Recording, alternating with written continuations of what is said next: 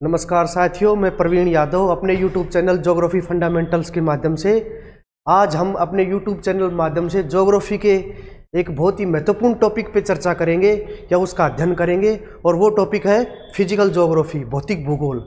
आज हम अध्ययन करेंगे कि भौतिक भूगोल क्या है, इसके उद्देश्य क्या है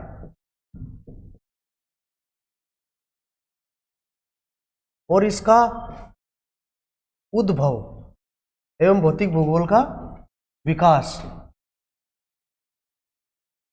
इस वीडियो के माध्यम से हम सब इन चीजों पे चर्चा करेंगे या विस्तारवार अध्ययन करेंगे।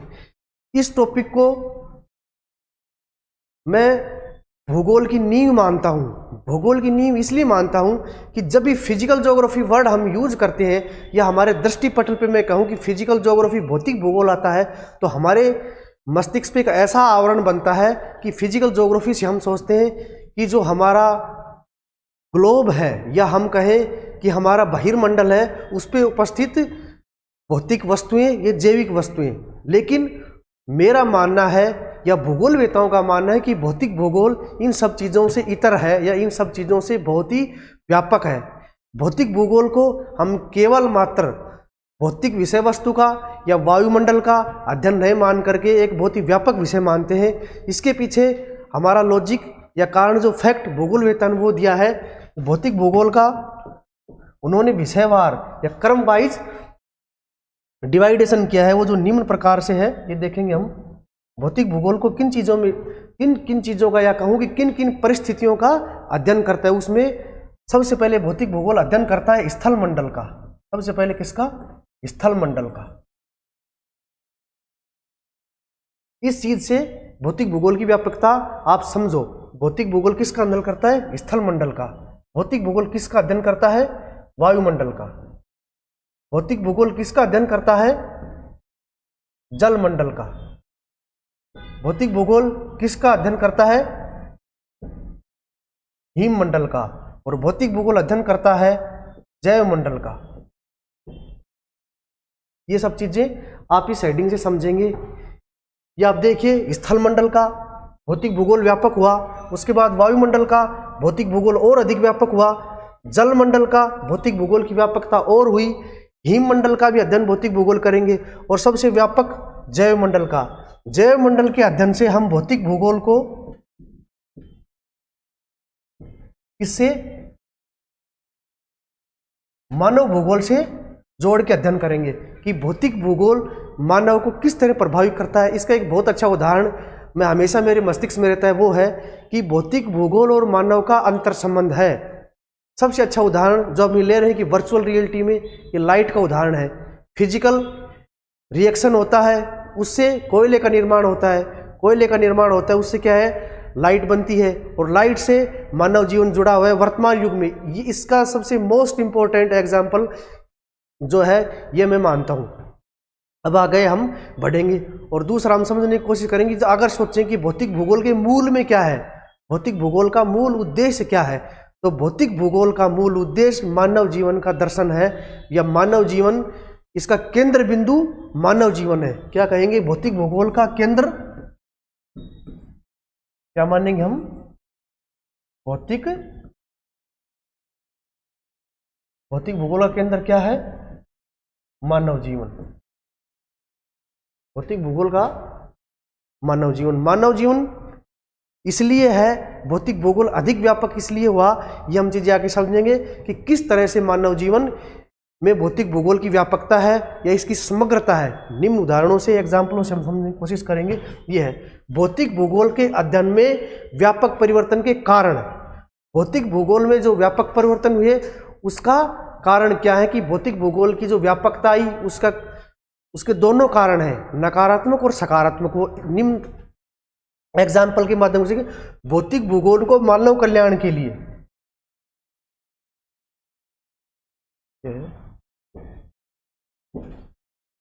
भौतिक भूगोल को मानव कल्याण के लिए अधिकाधिक सार्थक बनने की चाह। ये बनने है ना कि बनाने।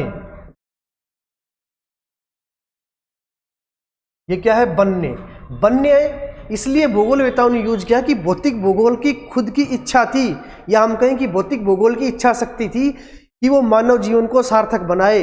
भूगोल का जो पोर्शन है भौतिक भूगोल, उसने चाहा, या हम दूसरे शब्दों में कहें कि फिजिकल ज्योग्राफी का पूरा जो फोकस था, उसका केंद्र बिंदु था, मैंने कहा कि मानव दर्शन है, तो भौतिक भूगोल का जो दर्शन था उसने चाहा कि मैं अधिक मानव कल्याण के लिए उपयोगी बनूं। एक सब्जेक्ट का इस तरह से अपने आप को रिप्रेजेंट करना भौतिक भूगोल की व्यापकता को दर्शाता है। नेक्स्ट हम देखते हैं, प्राकृतिक प्रकोप के प्रति अधिकाधिक झुकाव एवं मानव तथा भौतिक पर्यावरण में अंतःक्रिया।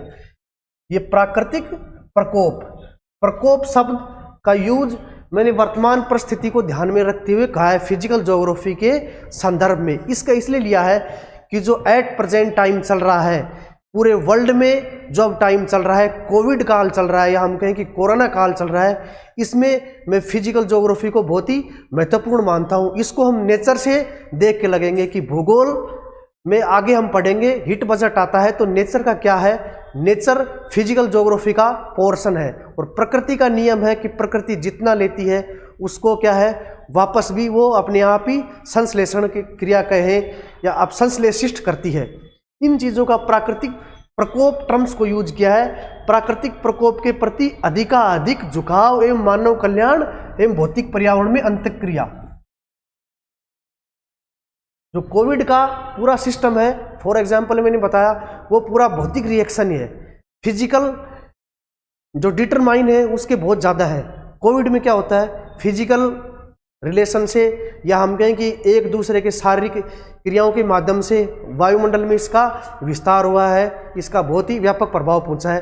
तो ये प्रकोप शब्द यूज किया नहीं, वैसे प्रकृति ने या फिजिकल ज्योग्राफी ने मानव को हमेशा अग्रसर करने की कोशिश की है। ये इसका एक नेगेटिव अप्रोच भी है। नेक्स्ट देखते हैं हम थर्ड नंबर। नेक्स्ट आता है भौतिक पर्यावरण का विशिष्ट पहलुओं। भौतिक पर्यावरण के कुछ विशिष्ट पहलू हैं। भौतिक पर्यावरण क्या है, विशिष्ट पहलू है। यथा उसमें क्या है, पारिस्थितिकी भौतिक भूगोल का तो मेन पोर्शन ही है ही। ये मानव जो जीवन है, या हम कहें कि मानव पारिस्थितिकी है, उसमें भी भौतिक भूगोल को मूल रूप से प्रभावित करता है। उसमें जल विज्ञान, ये पारिस्थिति से डायरेक्ट रूप से जुड़ा हुआ है जल विज्ञान, और पीटीटी प्लेट टेक्निक्स जो पूरा भौतिक भूगोल है। हम कहें कि भूगोल का जो इर्द गिर्द भूगोल, जो पूरा भौतिक भूगोल को होता है, वो पीटीटी पे घूमता है। इसका हम आगे समझेंगे। जब प्लेट विवर्तनिक सिद्धांत आया उसके बाद भूगोल की दशा एकदम से बदली, या भूगोल की रूपरेखा बदली। अब हम भौतिक भूगोल का एक पोर्शन है उसका अध्ययन करेंगे। भौतिक भूगोल में जो मेन है वो है भू आकृति विज्ञान, जियोमॉर्फोलॉजी। जियोमॉर्फोलॉजी में हम क्या करते हैं, जियोमॉर्फोलॉजी जो शब्द है ये ग्रीक विन्यास है। जियोमॉर्फोलॉजी शब्द का उद्भव कहाँ से हुआ, यूनान से हुआ, ग्रीक से हुआ, ग्रीक से यूनान से आया। तो यूनान भूगोल पनपा मैं कहूँ यूनान से या ग्रीक से। इसके मेन उदाहरण ये है, जियोमॉर्फोलॉजी शब्द है, टर्म्स ये कहाँ से है, ग्रीक विन्यास है ये। और जियोमॉर्फोलॉजी में हम मेनली 3 चीजों का अध्ययन करते हैं। जियोमॉर्फोलॉजी में किन चीजों का अध्ययन करते हैं, 3 प्रकार के प्रक्रमों का अध्ययन निम्न प्रकार से करते हैं। मोटे रूप से समझने की कोशिश करेंगे। सबसे पहले जियोमॉर्फोलॉजी भू आकृति विज्ञान में हम प्रथम श्रेणी के उच्चावच पढ़ेंगे। जो फिजिकल ज्योग्राफी में भू आकृति विज्ञान है उसमें प्रथम श्रेणी के उच्चावच, क्या प्रथम श्रेणी के उच्चावचों में आएगा महाद्वीप एवं महासागर। भू आकृति विज्ञान में पढ़ेंगे क्या आएंगे, महाद्वीप और महासागर। उसके बाद सेकंड द्वितीय श्रेणी के उच्चावच। द्वितीय श्रेणी के उच्चावचों में निम्नलिखित टर्म्स होंगे। ये अंतर्जात बल, कौन से बल, अंतर्जात, जो पृथ्वी के अंदर भूगर्भिक जो संरचना होती है इनकी, संरचना नहीं, जो भूगर्भिक हलचल होती है, जो भी अंतःक्रिया होती है वो भूगर्भ के नीचे होती है, उनको क्या कहेंगे, अंतर्जात बल। अंतर्जात बलों से किन किन चीजों का निर्माण होता है, भौतिक भूगोल में मेनली पर्वत निर्माण की प्रक्रिया अंतर्जात बलों के कारण होती है। भ्रंश बनते हैं, फोल्ट बनते हैं, पठार, मैदान एवं झीलों का क्या है निर्माण होता है। और अंतर्जात प्रक्रमों का सबसे अच्छा उदाहरण दें कि वर्तमान में जो टेथिस सागर है, वर्तमान में सॉरी हिमालय पर्वत है, उसके जगह पहले क्या था, टेथिस सागर था। प्लेट विवर्तनिक सिद्धांत के अनुसार दो प्लेटों का आपस में अपसरण हुआ, उनका इस कारण से अंदर दोलन हुआ, भूगर्भिक हलचल हुई और क्या हुआ, टेथिस सागर की जगह हिमालय पर्वत का निर्माण हुआ। थर्ड नंबर का लेते हैं तृतीय श्रेणी के उच्चांक। तृतीय श्रेणी के उच्चांक के अंतर्गत क्या आएंगे, बहिर्जात प्रक्रम कहें या बहिर्जात बल कहें, इसको प्रक्रम भी कह सकते हैं, बहिर्जात प्रक्रम कहें या बहिर्जात बल कहें। बहिर्जात बलों से किन किन चीजों का उद्भव होता है या बहिर्जात प्रक्रमों से कौन कौन सी स्थलाकृतियों का निर्माण होता है, वो मेनली है जल एवं सरिता। जल एवं सरिता, सरिता का मतलब यहाँ नदी से है, किससे है, नदी से, जल एवं सरिता।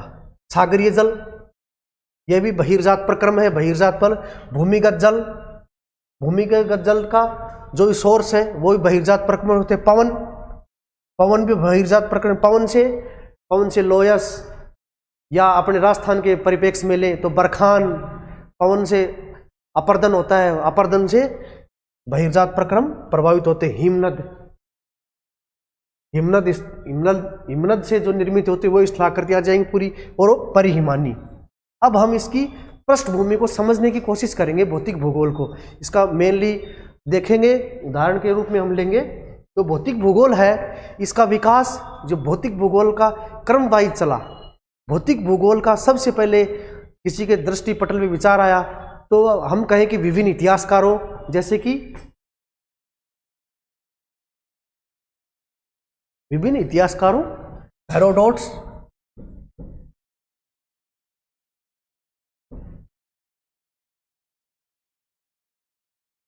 अरस्तु ये दार्शनिक था, स्ट्रोबो भूगोलवेता थे। ये निम्न दार्शनिक, इतिहासकार एवं भूगोलवेता हूं, इनकी यात्राओं के वृत्तांत से 500 ईसा के लगभग, कौन सा 500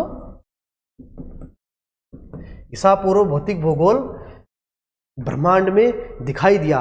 और इनका मेन कारण था, इतिहासकार कौन कौन से थे, हेरोडोट्स, अरस्तु, स्ट्रोबो। इन लोगों ने क्या अपनी यात्रा वृत्तांतों के माध्यम से भूगोल को समझा, या इन्होंने कहा कि यात्राएं कर रहे थे उस संबंधित, तो उन्होंने भूगोल से, भौतिक भूगोल से रिलेट करके उस चीज को एक्सप्लेनेशन किया, उसके उदाहरण के रूप में प्रस्तुत किया यात्राओं।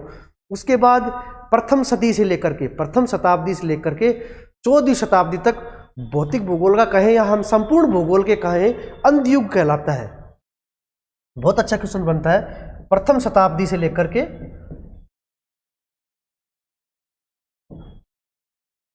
14वीं शताब्दी तक, 14वीं शताब्दी तक क्या कहलाता है, अंधयुग।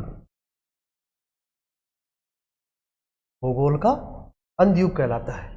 क्यों कि उस टाइम में भूगोल का कोई भी विकास नहीं हुआ, लेकिन उसके बाद भूगोल का पुनर्जागरण काल आता है 18वीं सदी में। 18वीं सदी में जेम्स हटन साहब आते हैं। जेम्स हटन साहब एक रूपतावाद की संरचना देते हैं। वो कहते हैं कि वर्तमान भूत की कुंजी है, ना आदि का पता है ना अंत का। जेम्स हटन की ये धारणा इतनी सार्थक थी कि इसने भूगोल पे एक अमिट छाप सौंपी।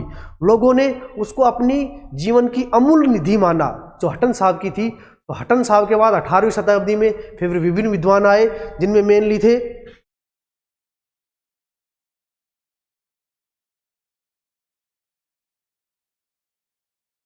गिलबर्ट थे, जिन्होंने गतिक संरचना दे दी। यूरोपियन स्कूल का विकास हुआ। इन सब चीज़ों के माध्यम से भूगोल आगे बढ़ा। जीन्स ब्रून्स की अवधारणा आई, हिम अपर्दन चक्कर, प्लेट टेक्निक्स आ गया। इससे भौतिक भूगोल का विकास हुआ। और इस चीज़ को हम लास्ट में कंक्लूड करेंगे, या इस चीज़ को मैं यह कहूँ कि लास्ट में हम सारगर्भित रूप में समेटने की कोशिश करेंगे। लास्ट में मैं अपने वर्डों में कहा तो इसमें बहुत ही अच्छा उदाहरण प्रोफेसर सविंदर सिंह के माध्यम से मैं देना चाहूँगा। प्रोफेसर सविंदर सिंह ने कहा है, प्रोफेसर डॉक्टर सविंदर सिंह जी ने कहा है कि भौतिक भूगोल विषय इतना व्यापक है कि उस चीज़ को हम किसी भी एक अवधारणा से, एक सिद्धांत से या एक एग्जाम्पल से हम कहें कि एक प्रकार की खोज से पूरी तरह विवरण नहीं कर सकते, उसकी व्याख्या नहीं कर सकते। भौतिक भूगोल ही बहुत ही व्यापक है। इसके लिए हमें विभिन्न खोजों, विभिन्न अन्वेषणों और विभिन्न शोधों के माध्यम से इसको एक्सप्लेन करना पड़ेगा। आशा करता हूँ कि मेरे द्वारा दी गई जानकारी फिजिकल ज्योग्राफी की जो ये पोर्शन है आप सब लोगों के लिए हितकारी होगी। आप सब लोगों का बहुत बहुत धन्यवाद। Thanks lot.